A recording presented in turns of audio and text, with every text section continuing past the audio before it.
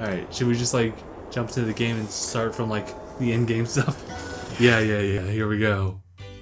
Wow, that was fast. Wow, that was fast. Alright, here we go. Welcome back to Dank Plays Sword Art Online Lost Song. Well, welcome back to Liz's Butt, the game.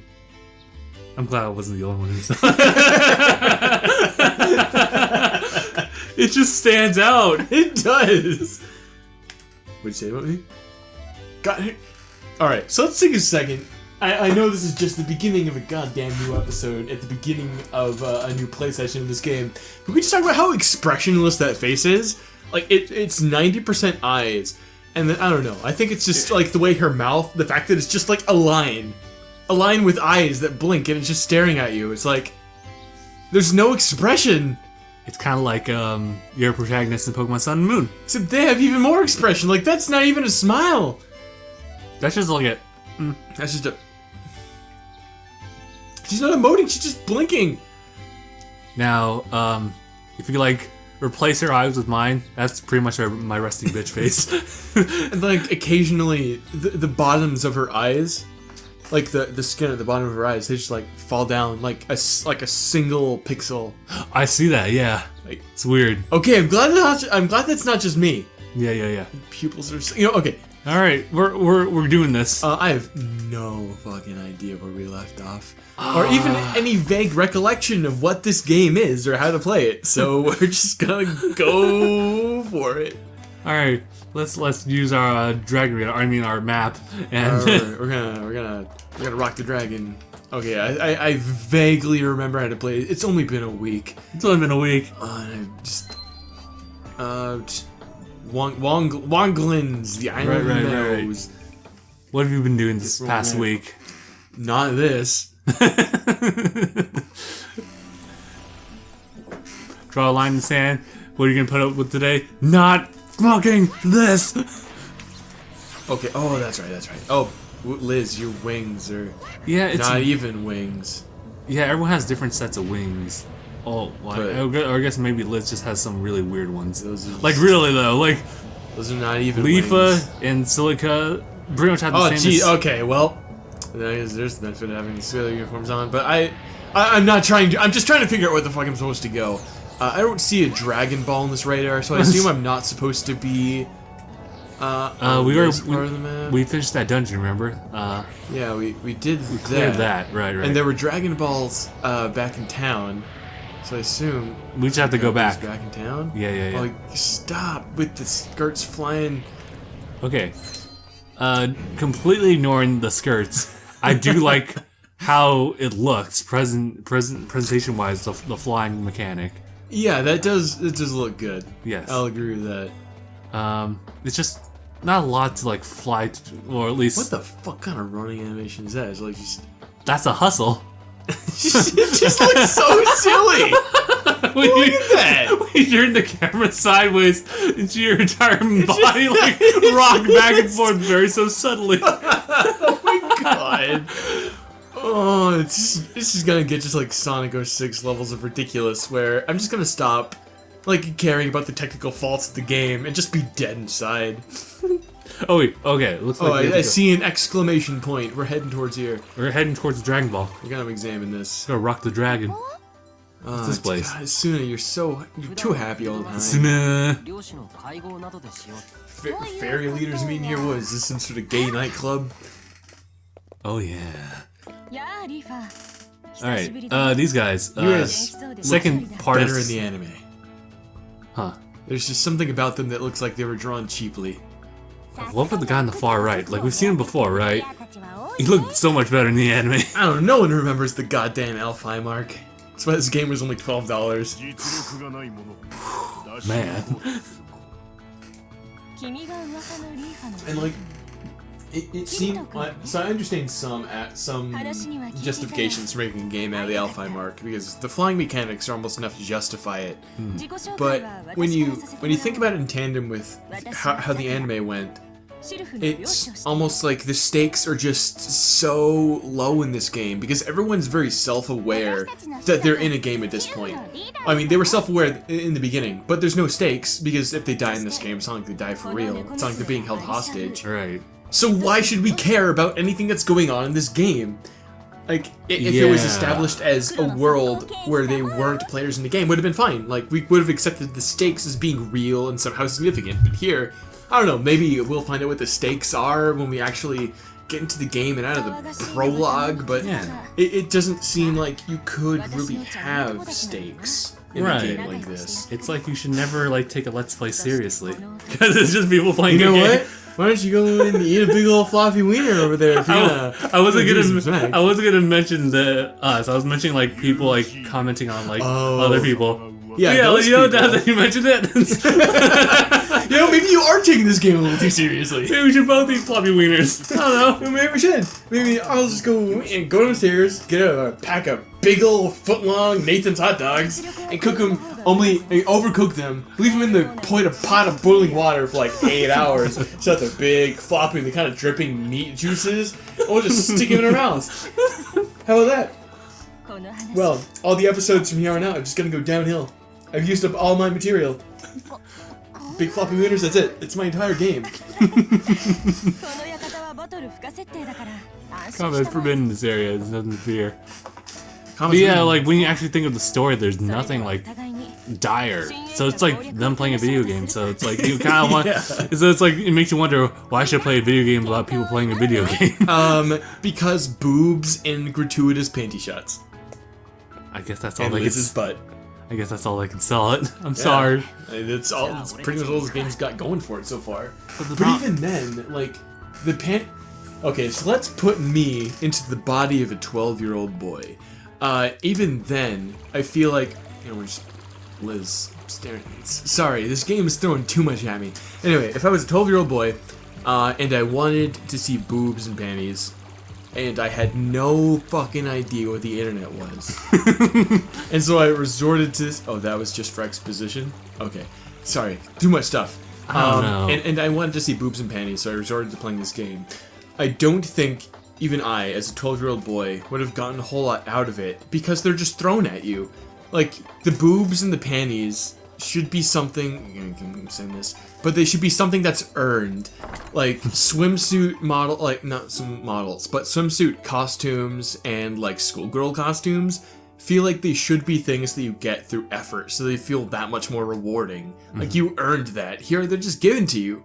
Because they know the people in this game are like 45 and they live in their mom's basement and they just want to see anime titties. Yeah. I'm sorry, guys who are 45 years old, live in your mom's basement, and love anime titties. I mean, there's nothing wrong with that. Bits per se. I'm just saying. I just want to say. I'm just saying, you're this game's target audience. It's just you gotta work for it. You gotta work, bitch. You gotta work, bitch. You want a Bugatti? You want anime titties? You can't just Gotta boot work up. You can't just boot up a game and just have it immediately. What, you think you can just go on the internet and look up anime titties and bam, there's anime titties? I mean, you're right, but that's not what you want. Alright, so it looks like we get to pick up new quests now. So yeah, we're going exactly where we need to go. Looks like there's only one quest. Why does your shirt move like that when you breathe? It's like I understand completely that it's to compensate for your boobs having their own individual physics and everything. Oh yeah, But still. Anyway, welcome to the quest counter. We're gonna not complete quest. Alright, so we don't have to turn on the quest that we just did. We're gonna accept the quest. Get one of those side quests. Stomp that blue thing. Side bitches, with slimes. I guess we're doing that. Yeah. This does remind me though. Okay. I started rewatching Sword Art Online yesterday because I want to build myself up to Sword Art Online 2, and when I really thought about it, the last time I actually watched Sword Art Online was the first time I watched it back in like 2014. Okay. And recalling my feelings for it then, it was like, well, the first 5 episodes were all really good. That's at least what I thought. And everything from there, it felt like it was devolving into anime tropes, but it was still something that I would watch until the Alfheim arc. And at that point, I was like, well, fuck this. Right. This is just lame. And I don't know. I can't even go into detail explaining why it's lame without going back and watching it again. But God, I cannot game and talk at the same time. I understand the struggle now. It's a struggle. Oh God, I gotta God. control Liz again. Okay. Anyway, where was I? Oh yeah, it was reverting back to slime, and it got me thinking about just kind of an interesting I know this is gonna sound a little random, but an interesting contribution from Dragon Quest as far as it relates to the Japanese language, in that when Kirito talks about the enemies that they see in the first episode, he calls them like slime type enemies. Slime type? And then it's translated as like, oh, they're just common enemies. And that all comes from Dragon Quest, where like the most common enemy is the slime. Wow. And because that's kind of like the quintessential JRPG, it set a precedence for what common enemies are. And I think it's just kind of cool how that affected like Japanese language. Wow. That's cool, actually. Dragon Quest setting the standard. There we go. Again, like if you're trying to reflect on like how a real person would try to like reach that in a virtual reality, it shouldn't be as like set up like that. Oh. Hold on! Hold that thought! I gotta... Okay, you know what, Slimes, you can wait. I gotta see that fall again. Because that was just... It was like an angel descending from heaven at like Mach 3. Just... No problem, no problem. Oh, no, well, I mean... Alright. What was so weird last time, she didn't even have like a recoil. Like... Yeah, no, she didn't! That was just something that, like... Alright, how do I play this game? How am I be playing this? Okay. Alright, so I got it. What, square? Doggy. Sorry. I can't let everyone do the work for me. Gotta work, bitch. Gotta work. Was that a Mace Windu? What's that Mace Windu? Alright, I remember how to target enemies. I learned something. Okay. Oh, and I guess this quest is... Oh yeah, circle is... Okay, then. That's... Okay, I'm starting to remember how to play this game. Yeah, so it looks like we're just gotta be tackling on like these like small quests until like more story stuff comes in. God, I hope that comes in. I need this game to be done. Yeah, there's quite a couple of games that we need to finish in our list before we can move on to other things. Or at least, even with that, we'll just end up doing that anyway. Yeah. We'll switch right into Zelda. Oh boy, that was a good one. I was kind of proud of my Mace Windu joke. Yeah, you can go ahead and be part of that if you want. Thank you. I guess. I'll let you have that one. Alright, any more slimes. Anyway. But as far as my thoughts now on like Sword Art Online, because I've only watched the first 6 or so episodes as of last night, because I just, for the first time in a while, found myself with some free time. So I wasted it watching Sword Art Online. Looking back, even the first few episodes by themselves aren't really anything special, although I feel like episode 3 of Sword Art Online, the first arc, the first season, is brilliant. Yeah? What was that one? It was the one where it really establishes like the permanence of death in this world, where he joins that guild. And it's like... Oh, go ahead. Sorry. Joins that guild, there's a girl in it, and there you get this sense of like dramatic and romantic tension between the two. Oh, I can't look at your chest. Okay, so I'm just kind of beating up slimes indiscriminately now, because I didn't read the quest text. Anyway, in this episode, he joins a guild, and there's this girl that gets really into him, but it's not super like. It's not super obvious that this is going to be like a person projecting themselves onto the MC and a waifu situation, but it feels like an actual genuine relationship is forming between Kirito and this girl. Right. And it's all taken away from him when he leads them into a raid, and they don't expect this room full of dungeons to be this room full of chests to be a trap. That's what it turns out to be, and you just get this sense of like guilt that he couldn't use his own skills to prevent actual death, and for the first time it becomes really visceral to Kirito that death is a significant part of this world.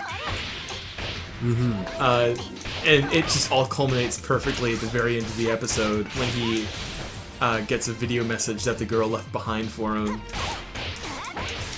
Yeah, oh man. And it's just such a good episode. And it's such a shame that almost everything after that does not hold a candle to that one episode. There's gotta be like an objective that I'm going to, or am I just beating up slimes? I mean, that's fine because it's XP for me, I guess, but... I guess, like, kind of a bit of spoilers for Sword Art Online too, it's just that Kirito does, like, come back to that realization that, like, there were people who died for real in that game. And the fact that he actually did kill people in that game. And not just by leading people, like, into a room. He straight up killed them for the sake of his own guild that he joins later on. And though they were, like, initially bad people from the start, it was like, what was that, that guild? I guess, I think I finished the quest. Guild. The coffin stuff. Oh, like, are you talking about the murder guild? Yeah, the murder guild. And though he killed someone there, he comes across a character who he believes is someone from that guild that he had killed, like, maybe a close friend. He's trying to get vengeance. But, like, whether that was real or not, like, it becomes a realization in his head that he can't really function, really. Like, play games, like, normally. Even though, like, I guess he's, like, being kind of hired to, like, investigate, what was it, Gun Gale Online, which is the next game? Yeah. Yeah, it's just, like, at some point, like, he needs to come to terms that, like, this is something he did. This is something he can never, like, take back. But he just has to move. He just has to do things his way with the power that he has. And I think by that account, when you think about it, that character development is really good. I guess I kind of didn't like how it was presented in Sword Art Online too. But yeah, as far as just like the first season series, yeah, I totally get that. Like, first couple episodes were great as far as like establishing the world and like its synonymous like relations to like real life, actual death and everything. And at some point they had to drop that to make it like, you know, waifu emblem. Yeah, waifu online. Oh, okay. And there were points after that where that became very apparent. Like the episode literally right after that, where you meet Fox Girl with like the animal buddy partner. Yeah. That at that point, I got the sense that okay, this kind of this signifies a gradual shift downward for the series, because that really was just kind of a troporific episode. I mean, I guess you could make the argument that it was like a light-hearted contrast to the episode that came before it to provide some sort of relief, so that the entire thing isn't doom and gloom. But I mean, if you're gonna make the entire thing doom and gloom, it's not exactly a bad thing. You can interweave points of brevity within episodes. It doesn't have to be like an entire episode dedicated to doom and an entire episode dedicated to, you know, weird brevity. Like, I mean, there were few and far between, but Psycho Pass did that pretty well. I think maybe like that's when that's when we first saw gratuitous not necessarily boobs of this specific character, but gratuitous panty shots and allusions to it. Speaking of which, get out of here. Where's the teleporter? Through the gate right there. Gate open. I think Duncan needs to go outside. So after this episode, which is going to be over soon. Alright. Yeah. You need to go out? You need to go outside? Huh? Wait, you need to go by, or do you just want to play? Huh? Do you just want to play? Do you want me to hand the controller over to you? Do you want to talk to all 90 of these people? Huh? Huh? Huh? Is that what you want? You coming up? You coming up? Come on. Oh, okay. Yeah, is that what's gonna happen? Alright, well, I guess we can just we can end it. Yeah, we can end it here. Yeah. All right. So thank you guys so much for watching. We'll see you guys in the next episode. Hashtag.